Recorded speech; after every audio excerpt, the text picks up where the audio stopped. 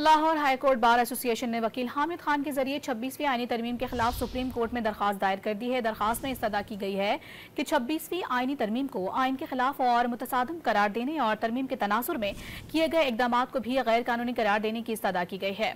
Supreme court में दायर दरखास्त के जेर समाअत होने तक 26वीं आईनी तरमीम के तहत इकदाम से रोकने की इस्तदा भी की गई। विफाकी सेक्रेटरी कानून, सेक्रेटरी जुडिशल कमीशन, सदर मुमलिकत, स्पीकर कौमी असम्बली और चेयरमैन सेनेट को फरीक बनाया गया है। लाहौर हाईकोर्ट बार एसोसिएशन ने वकील हामिद खान के जरिए 26वीं आईनी तरमीम के खिलाफ सुप्रीम कोर्ट में दरखास्त दायर कर दी है। दरखास्त में इस्तदा की गई है कि 26वीं आईनी तरमीम को आइन के खिलाफ और मुतसादम करार देने और तरमीम के तनासुर में किए गए इकदाम को भी गैर कानूनी करार देने की इस्तदा की गई है। सुप्रीम कोर्ट में दायर दरखास्त के जेर समाअत होने तक 26वीं आईनी तरमीम के तहत इकदाम से रोकने की इस्तदा भी की गई। विफाकी सेक्रेटरी कानून, सेक्रेटरी जुडिशल कमीशन, सदर मुमलिकत, स्पीकर कौमी असम्बली और चेयरमैन सेनेट को फरीक बनाया गया है।